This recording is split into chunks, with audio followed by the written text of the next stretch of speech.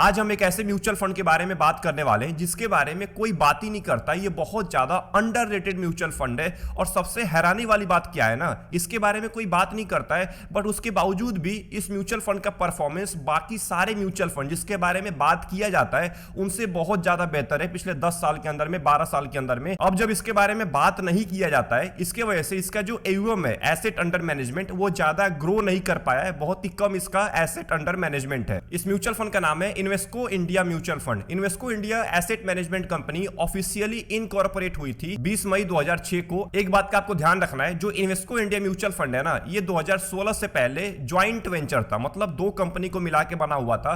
इसका पूरा नाम हुआ करता था Religare Invesco asset management limited. अब इसमें जो इन्वेस्को नाम है ना, ये इन्वेस्को भारत की कंपनी नहीं है, ये यूएस की कंपनी है, यूएस बेस्ड कंपनी है। तो इन दोनों कंपनी का एक ज्वाइंट वेंचर था। बट 2016 के अंदर में जो इन्वेस्को कंपनी है, इसने जो बाकी के स्टेक हैं उन सभी स्टेक को खरीद लिया और इसका पूरा नाम हो गया इन्वेस्को इंडिया म्यूचुअल फंड 2016 के बाद। अब देखिए, जब हम इन्वेस्को इंडिया म्यूचुअल फंड की बात करते हैं तो इसके अलग अलग स्कीम्स हैं। इसके इक्विटी में भी स्कीम्स हैं, इसके हाइब्रिड में भी स्कीम्स हैं एंड इसके डेट में भी स्कीम्स हैं। मतलब इसके बहुत सारे स्कीम्स हैं। अब इसके वजह से जो इसका टोटल एसेट अंडर मैनेजमेंट है वो लगभग 1,16,000 करोड़ को क्रॉस कर चुका है, जो कि एक अच्छा खासा माना जाता है किसी भी म्यूचुअल फंड हाउस के लिए। बट यहां पे जो मैं आपको अब बताने वाला हूं ना, वो आपको बहुत ज्यादा चौंकाने वाला है, क्योंकि इस म्यूचुअल फंड के ऊपर एलिगेशन लग चुके हैं, जो कि बहुत सारे लोगों को आइडिया नहीं होगा, क्योंकि ज्यादा लोग इस म्यूचुअल फंड में अभी पैसा नहीं इन्वेस्ट कर रहे हैं, अब पैसा इन्वेस्ट करना स्टार्ट कर चुके हैं। अब देखिए, इन्वेस्को इंडिया पे 2 एलिगेशन लगाए गए हैं सेबी के द्वारा। पहले का नाम था inter scheme transfer allegation and दूसरे का नाम था चाइनीज वॉल ब्रीच एलिगेशन। ये 2 एलिगेशन लगाया गया था इस म्यूचुअल फंड हाउस के ऊपर सेबी के द्वारा।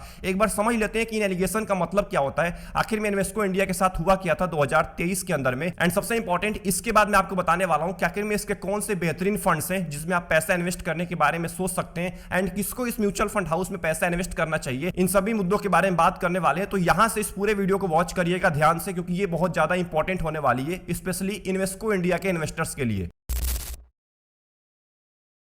तो अगर बात करूं मैं पहले एलिगेशन की, यानी कि इंटर स्कीम ट्रांसफर एलिगेशन की, तो सेबी ने 2023 के अंदर में यह पाया कि इन्वेस्को इंडिया म्यूचुअल फंड अपने ही स्कीम में सिक्योरिटी को ट्रांसफर कर रही है बिना किसी प्रोसेस को फॉलो किए हुए। अब इसका हम सिंपल भाषा में मतलब समझ लेते हैं। मान के चलते हैं कोई म्यूचुअल फंड हाउस अपने ही स्कीम से अपने ही दूसरे स्कीम में एसेट को ट्रांसफर कर रहा है बिना प्रोसेस को फॉलो किए हुए, बिना किसी एक्सेप्शनल केस के, तो इसी चीज को हम सिंपल भाषा में बोलते हैं इंटर स्कीम ट्रांसफर एलिगेशन। अब देखिए, ये कुछ एक्सेप्शनल केस में किया जा सकता है। मान के चलते हैं किसी फंड हाउस के अंदर लिक्विडिटी का क्राइसिस आ गया या बहुत ज्यादा रिडेम्पशन प्रेशर आ गया उस म्यूचुअल फंड हाउस के ऊपर, और वहां पे वो mutual fund house redemption request को फुलफिल नहीं कर पा रहा है। उस टाइम में क्या होता है, उस केस में क्या होता है कि आप दूसरे स्कीम से एसेट को ट्रांसफर कर सकते हैं उस पर्टिकुलर स्कीम के अंदर जहां पे लिक्विडिटी क्राइसिस है, जहां पे रिडेम्पशन रिक्वेस्ट को फुलफिल नहीं किया जा रहा है। ये केवल इसी केस में किया जा सकता है। लेकिन यहां पे अगर हम इन्वेस्को के केस में देखें तो यहां पे नॉर्मल मार्केट ट्रांजैक्शन की तरह ही किया जा रहा था, कोई भी एक्सेप्शनल केस नहीं था, बिना किसी फेयर वैल्यूएशन के किया जा रहा था, और यहां तक इन्वेस्टर्स को बताया भी नहीं जा रहा था कि हम यहां पे schemes to scheme asset transfer कर रहे हैं। अब यहां पे ये जो किया जा रहा था, ये सेबी के हिसाब से इन्वेस्टर्स के इंटरेस्ट के खिलाफ था। अब यहां पे अगर आप एक स्कीम का पैसा दूसरे स्कीम के रिस्क में ट्रांसफर कर रहे हैं तो ऑब्वियस सी बात है ये इलीगल माना जाएगा। एंड अगर हम दूसरे एलिगेशन के बारे में बात करें जिसका नाम है चाइनीज वॉल ब्रीच एलिगेशन, अब हमें सबसे पहले समझना पड़ेगा कि ये चाइनीज वॉल होता क्या है। अब देखिए, फंड हाउस के अंदर 2 तरह के इन्वेस्टमेंट पाए जाते हैं, एक का नाम म्यूचुअल फंड होता है और एक का नाम पीएमएस होता है, यानी कि portfolio management service.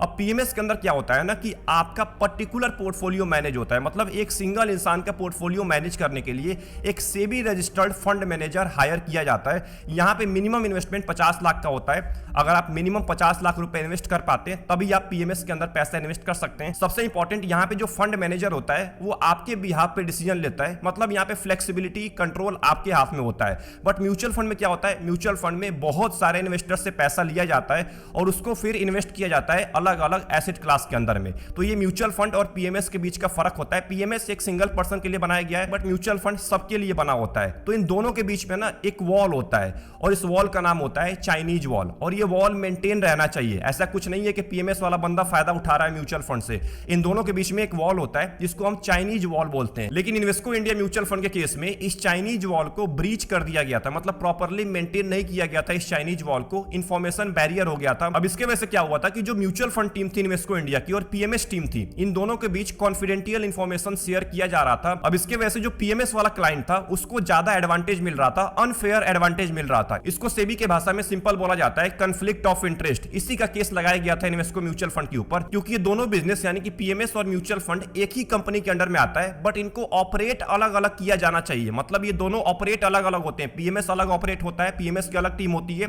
And mutual fund की अलग टीम होती है। इन दोनों के बीच कोई भी कॉन्फिडेंशियल इंफॉर्मेशन शेयर नहीं होना चाहिए, जो कि इन्वेस्को के केस में हुआ था। अब इसके वजह से इसके ऊपर दो एलिगेशन लगाया गया था, inter scheme transfer allegation and दूसरा चाइनीज वॉल ब्रीच एलिगेशन। 2023 अगस्त के अंदर में सेबी ने Invesco India mutual fund and उसके कुछ सीनियर्स के ऊपर सो कॉज नोटिस भेजा था एंड अप्रैल 2024 के अंदर में इन्वेस्को इंडिया ने लगभग 5 करोड़ का सेटलमेंट अमाउंट पे किया। 5 करोड़ का सेटलमेंट अमाउंट। एक बात का ध्यान रखिएगा, सेटलमेंट अमाउंट पे करने का मतलब ये नहीं होता है कि उस ऑर्गेनाइजेशन ने गलती को मान लिया हो या गलती को नहीं माना हो। यहाँ पे जो एलिगेशन लगाया गया होता है उसको ना एक्सेप्ट किया जाता है ना उसको डिनाई किया जाता है। यहाँ पे केवल एक फाइन पे किया जाता है कुछ अमाउंट का, जो कि इन्वेस्को इंडिया केस में लगभग 5 करोड़ का फाइन पे किया गया सेबी को, और उसके बाद ये मामला को रफा दफा कर दिया गया, इसीलिए सेटलमेंट अमाउंट बनाया गया है। तो ये तो हमने बात कर लिया इन्वेस्को इंडिया म्यूचुअल फंड के साथ पास्ट में क्या हो चुका है, इसके बारे में आपको आइडिया लग गया होगा। अब हम इन्वेस्को इंडिया म्यूचुअल फंड के परफॉर्मेंस के बारे में बात करने वाले हैं कि अगर आप अभी के टाइम में पैसा इन्वेस्ट करने के बारे में सोच रहे हैं तो इसका परफॉर्मेंस कैसा है, पास्ट का परफॉर्मेंस कैसा है,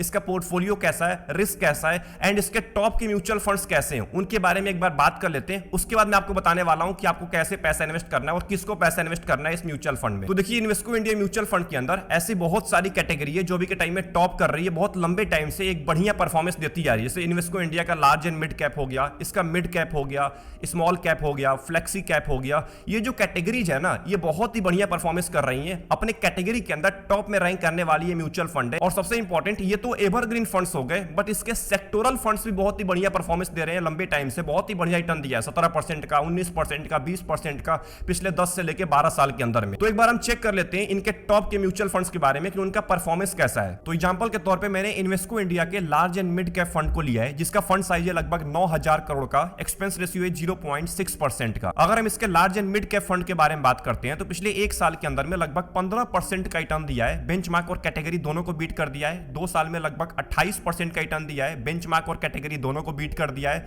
5 साल के अंदर में लगभग 23% का रिटर्न दिया है। एंड अगर हम जब से फंड स्टार्ट हुआ है तब से बात करें, यानी कि पिछले 12 साल से, तो लगभग आपको 18% का रिटर्न दिया है, बेंचमार्क और कैटेगरी दोनों को बीट कर दिया है। अब देखिए, large and mid cap category में 18% का रिटर्न बहुत ज्यादा होता है। इससे आपको साफ साफ अंदाजा लग रहा है कि इसका जो large and mid cap category है उसने बहुत ही कंसिस्टेंट रिटर्न दिया है और बाकी म्यूचुअल फंड के मुकाबले ज्यादा रिटर्न भी आपको दिया है। वहीं अगर इसके मिड कैप कैटेगरी के बारे में बात करें तो इसका फंड साइज भी लगभग 9000 करोड़ का है, एक्सपेंस रेशियो है 0.5% का। अब देखिए, इसके मिड कैप कैटेगरी ने पिछले एक साल के टाइम पीरियड में लगभग 17% का रिटर्न दिया है, आसानी से कैटेगरी और बेंचमार्क को बीट कर दिया है। 2 साल के टाइम पीरियड में 31% का रिटर्न दिया है, 2 साल के अंदर में आसानी से बेंचमार्क कैटेगरी को बीट कर दिया है।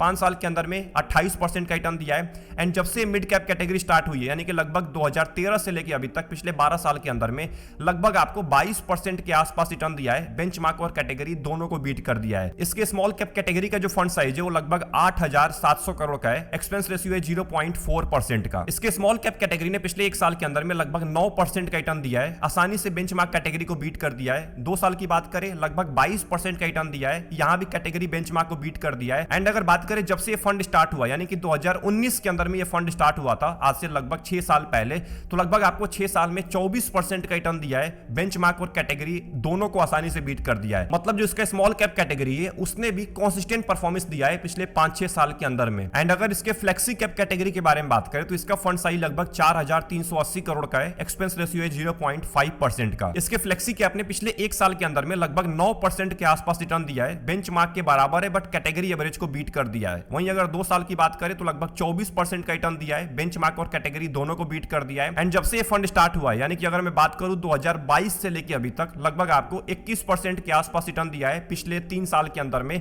बेंचमार्क और कैटेगरी दोनों को आसानी से बीट कर दिया है। इसको अभी केवल 3 साल का ही टाइम पीरियड हुआ है मार्केट के अंदर में। तो ये कुछ मेजर स्कीम से इन्वेस्को इंडिया म्यूचुअल फंड के, जिन्होंने बहुत ही बढ़िया परफॉर्मेंस दिया है लंबे टाइम के अंदर में। अगर आपको इन कैटेगरीज में से किसी भी पर्टिकुलर कैटेगरी के ऊपर डिटेल में वीडियो चाहिए, इसके स्मॉल कैप के ऊपर या मिड कैप के ऊपर या फ्लेक्सी कैप के के ऊपर, तो कमेंट में टाइप कर दीजिएगा, मैं इसके ऊपर डिटेल वीडियो लेके आ जाऊंगा फ्यूचर के अंदर में। इस म्यूचुअल फंड के अंदर अभी बहुत ज्यादा पोटेंशियल बाकी है, ये बहुत ज्यादा ग्रो कर सकता है और बहुत तेजी के साथ ग्रो कर सकता है, क्योंकि इसका जो एसेट अंडर मैनेजमेंट है ना वो भी बहुत ज्यादा नहीं हो गया है कि फंड मैनेजर को बहुत ज्यादा दिक्कत होने वाला है। तो अगर आपका गोल अगले 10 साल के लिए, 15 साल के लिए, 20 साल के लिए, और आप एक ऐसे म्यूचुअल फंड की तलाश कर रहे हैं जो आपको कंसिस्टेंट परफॉर्मेंस देता रहे, बेंचमार्क और कैटेगरी को बीट करता रहे, एंड सबसे इंपॉर्टेंट मार्केट जब नीचे गिरे उस टाइम पे भी आपके पोर्टफोलियो को बचा के रखे, तो आप इस म्यूचुअल फंड में इन्वेस्ट करने के बारे में सोच सकते हैं। एक बात का ध्यान रखिएगा, अगर आप एक हाई रिस्क एपेटाइट वाले पर्सन है तभी आपको इस म्यूचुअल फंड के अंदर आना है, क्योंकि ये म्यूचुअल फंड शॉर्ट टर्म के अंदर में ज्यादा भी नीचे गिर सकता है, क्योंकि ये आपके पैसे को तीनों कंपनी में डालता है, लार्ज कैप के अंदर भी, मिड कैप के अंदर भी एंड स्मॉल कैप के अंदर भी।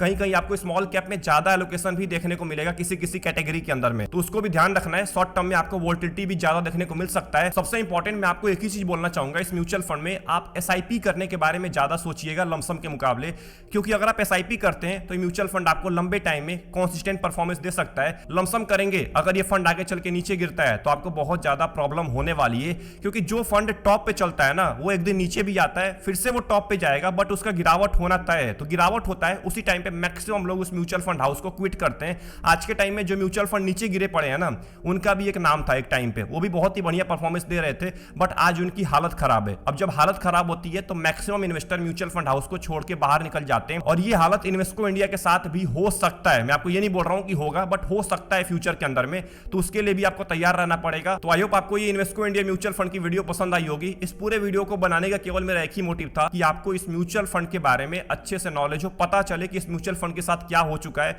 इसका परफॉर्मेंस कैसा है, कौन सी टॉप की कैटेगरीज हैं, एंड कैसे आपको पैसा इन्वेस्ट करना है, इसके बारे में हमने बात कर लिया है। अगर कोई भी डाउट चल रहा है आपके माइंड में इस म्यूचुअल फंड को लेके, तो कमेंट खाली पड़ा हुआ है, कमेंट के अंदर टाइप करना मत भूलिएगा, और ये भी बताना मत भूलिएगा आप कितने टाइम से इस म्यूचुअल फंड हाउस के कौन सी कैटेगरी के अंदर पैसा इन्वेस्ट करते हैं। वीडियो पसंद आई, वीडियो को लाइक कर दीजिए एंड चैनल को सब्सक्राइब करना मत भूलिएगा। मिलते हैं नेक्स्ट इंपॉर्टेंट वीडियो के अंदर, अपना ध्यान रखिए, best of luck, take care.